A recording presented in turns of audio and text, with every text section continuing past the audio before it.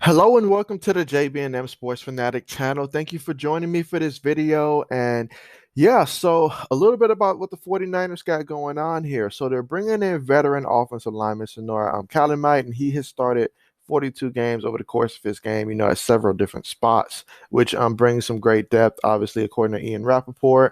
But with that being said, a versatile guy like that's going to be important, especially after losing backup offensive tackle Justin Skule to an ACL injury. I mean, I don't know what it is down there in San Francisco, but they lose quite a couple players. I mean, I believe Tavon Wilson also got injured as well. So, yeah, whatever the 49ers got in the water, I do not want that.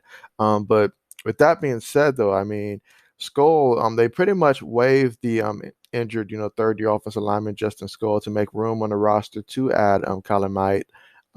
So Skull, he was drafted in the sixth round by the 49ers in the 2019 draft class, straight out of Vanderbilt. But obviously tearing his ACL and OTAs, that's going to rule him out for the 2021 campaign. And so they put him on the waive, injured designation, meaning that Skull, he'll be on the waivers, but if he clears them, then he'll be able to return to the 49ers on the IR list. But essentially, his season's going to be done. So the 24-year-old, he's going to have to focus on his rehab, getting back out there. But, Justin Scott's got his work cut out. But, hey, at least, like worst case scenario, he'll still be able to get that workout in and recover at the facility. So definitely wishing the best for him there.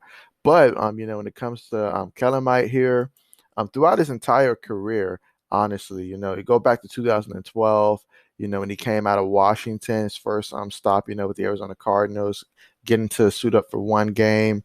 And then fast forward to 2014, in New Orleans. There, he really, in his 4 years in New Orleans, he suited up for 57 games and he made 22 starts throughout that time.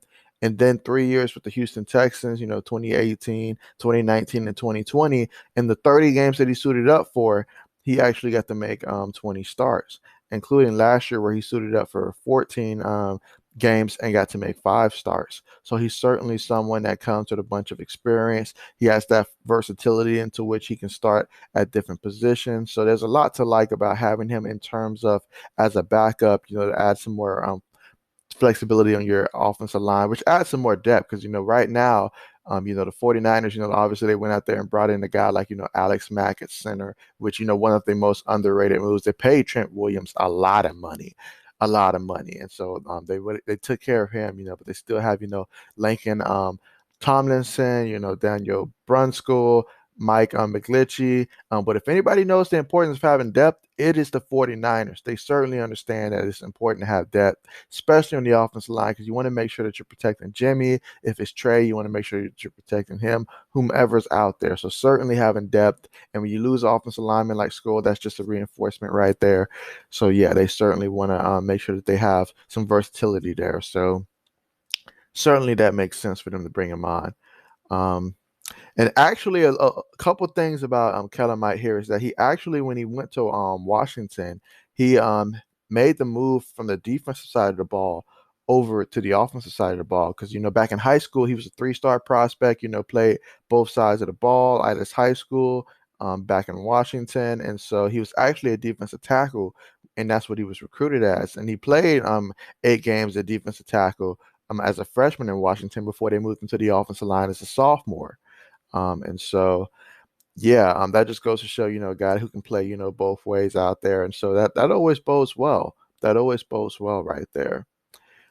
So definitely I'm looking forward to seeing, how this plays out for him. Obviously I'm hoping the 49ers can find some way to, stop getting injured so much. That derailed last year. They have one heck of a team, and I have high expectations for the 49ers this upcoming season. Regardless of who's at quarterback, I think they'll be in good hands, especially if you have both of them competing and you start the guy that's either, most ready now or however you want to go about it. Jimmy is still, if he's healthy, he's still a good enough option to help them win. So certainly looking forward to seeing how that's going to play out for the 49ers moving forward. But with that being said, thank you so much for joining me for this video. Hope you enjoyed it. And as always, as more news continues to drop, you can be sure to find it here. So thanks again for watching and see you guys next time.